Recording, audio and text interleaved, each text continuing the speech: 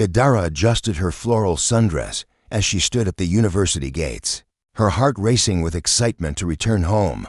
At 19, she was a striking young woman with rich dark skin and long braided hair that cascaded over her shoulders. Her father, Deacon, had raised her alone since her mother's death during childbirth, and their bond was unbreakable. Deacon was an imposing figure at 48, standing tall in his crisp white button-down shirt and dark slacks. His chocolate-brown skin showed the wisdom of years, and his graying temples added dignity to his handsome features. As a church deacon, he always dressed impeccably, believing appearance reflected character.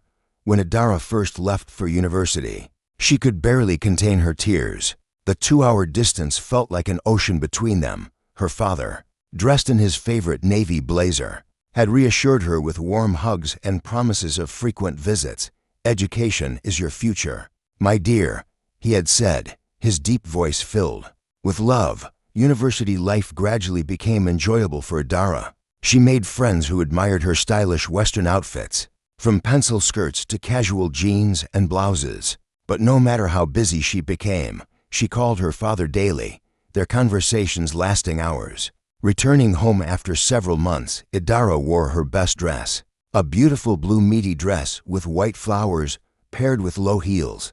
She expected to find her father alone, probably reading in his favorite armchair while wearing his comfortable khakis and polo shirt. Instead, she walked into their mansion and froze. A woman stood in their living room, elegantly dressed in a burgundy wrap dress that complemented her medium brown skin. Her relaxed hair was styled in soft waves, and she wore pearl earrings that caught the afternoon light. "Hello, dear," the woman said warmly, extending a manicured hand. "I'm Emma, your father's girlfriend." Idara's world shattered. Her father appeared, beaming in his pressed white shirt and dress pants, completely oblivious to his daughter's shock. "Idara, meet Emma. Emma, this is my precious daughter." Emma's kind brown eyes sparkled as she admired Idara's dress. "You look absolutely beautiful, sweetheart. Your father talks about you constantly." Idara forced her brightest smile, her heart breaking with each word. She had always believed her father belonged to her. Alone, their sacred bond threatened by this stranger, in designer clothes, who seemed so comfortable in their home. Emma had seamlessly integrated into their household routine, always impeccably dressed in her professional attire, tailored blazers, elegant blouses, and pencil skirts that showcased her confident demeanor. Her medium brown skin glowed with happiness whenever Deacon entered the room, and she moved around their kitchen with the grace of someone who belonged. Idara watched from the doorway as Emma prepared breakfast, wearing a casual but stylish cream-colored sweater and dark jeans. Her relaxed hair was pulled back in a neat ponytail, and she hummed softly while cooking Deacon's favorite boiled yam and egg sauce. "I can see you're cooking," Idara said, entering the kitchen in her fitted black dress and cardigan. Her braids were styled in an elegant updo, and she wore the innocent smile that had always charmed her father. Emma turned, her warm brown eyes lighting up. "Yes, your father requested his favorite meal. He's told me so much about how much he loves this dish." She wore an apron over her outfit, protecting her clothes while she stirred the aromatic sauce. Idara seized her opportunity, striking up a conversation about why Emma had chosen to stay with her father. As Emma blushed and shared her heartfelt reasons, Idara memorized every detail of their home layout, every valuable item her father treasured. Later that afternoon, while Emma was in the garden wearing a flowing maxi dress and wide-brimmed hat, Idara executed her plan. She carefully selected some of her father's precious cufflinks and his late wife's jewelry, items he kept in his bedroom dresser, with calculated precision. She planted them in Emma's designer handbag. When Deacon discovered the items, he stood in the living room wearing his dark suit, his face contorted with disappointment and rage. Emma, still in her garden dress with soil-stained gloves, looked completely bewildered. "Why did you steal from me?" he demanded, his voice echoing through their spacious home. Emma's hands trembled as she stared at the foreign items. Her usually composed demeanor cracked as tears formed in her eyes. "I don't know what you're talking about. Deacon, I would never steal from you." Idara rushed in, wearing a concerned expression and a simple white blouse with dark pants. She even pleaded for Emma's innocence, but her father's mind was made up. Emma left that evening, her dignity intact despite the humiliation, carrying her suitcase while wearing a simple black dress, the picture of grace even in defeat. Months passed before Deacon met Uche, a sophisticated business consultant who carried herself with professional elegance.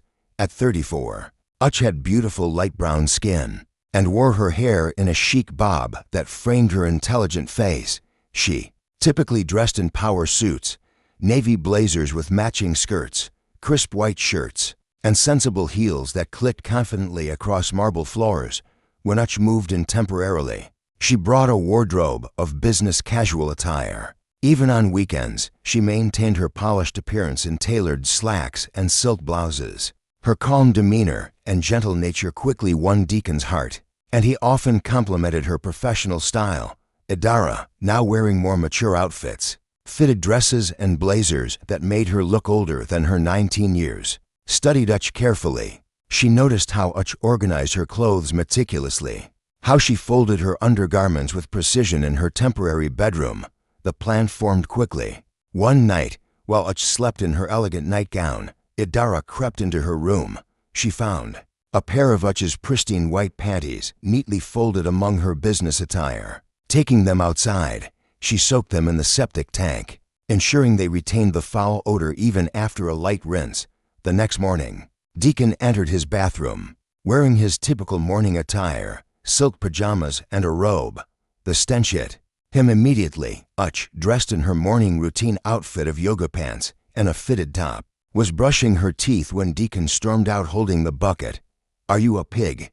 he demanded, his face flushed with anger and disgust. Uche, always composed even in her casual morning wear, stared at the bucket in horror. Her professional demeanor cracked as the smell assaulted her senses. "This isn't mine, Deacon. I would never." But Deacon, dressed now in his day clothes, pressed shirt and trousers, wouldn't listen. His disappointment was absolute. Uche packed her business suits, her casual dresses, and her weekend wear with quiet dignity. Leaving without another word, Idara watched from her bedroom window, wearing a simple sundress. As Uche loaded her car, the victory felt hollow as she saw the hurt in the woman's eyes. But her jealousy burned stronger than her conscience. Her father stood in his doorway, wearing his favorite cardigan, shaking his head in disbelief at women's supposed hygiene standards. Completely unaware of his daughter's manipulation, Itong arrived like a force of nature. At 40, she was stunning with deep chocolate brown skin and a natural afro-styled short and neat. Unlike the previous women, Itong dressed with bold confidence, wearing vibrant African print blouses, with modern blazers, Ankara dresses paired with contemporary jewelry, and always carried herself with an air of unshakable self-assurance. When Deacon introduced them, he wore his best Sunday suit, clearly smitten. Itong stood in their living room wearing a beautiful emerald green dress that hugged her tall frame perfectly, her intelligent dark eyes immediately assessing Idara with curious interest. "I've heard so much about you, Idara," Itong said, her voice warm but observant. Idara, dressed in her most innocent-looking pink dress with white cardigan, smiled sweetly while her mind raced with elimination plans. This woman seemed different, more alert, more challenging. Her usual tactics failed miserably. When she oversalted the stew, expecting Itong to be embarrassed, somehow her father received a perfectly seasoned portion while Idara choked down the salty mess. Itong watched with a knowing smile, wearing her elegant dinner attire, a black cocktail dress with gold accessories. Desperate, Idara discovered Itong's asthma inhaler while searching her belongings. Her father, who had lost his wife to respiratory complications, would never accept a woman with breathing problems. Wearing dark clothes to avoid detection, she lit a candle in his bedroom and left for her friend's house. The call came hours later. Racing to the hospital in her hastily thrown-on jeans and sweater, Idara found her father wrapped in bandages, his face and arms severely burned. He had risked everything to save Itong, who lay unconscious in her hospital gown, alive only because of his sacrifice. "Why did you do this to us?" her father asked, his eyes filled with pain and disappointment. Through tears, wearing the same clothes she'd thrown on in panic, Idara confessed everything. Every sabotaged relationship, every planted evidence, every cruel manipulation. The room fell silent except for the beeping of medical equipment. Itong, awakening in her hospital attire, looked at Idara with surprising gentleness. "You can start by telling the truth," she said softly. "Your father deserves to know everything." In the weeks that followed, Idara began therapy and made amends. She learned that love shared grows stronger, not weaker. The scars from the fire remained, but they served as reminders of the cost of jealousy and the power of forgiveness.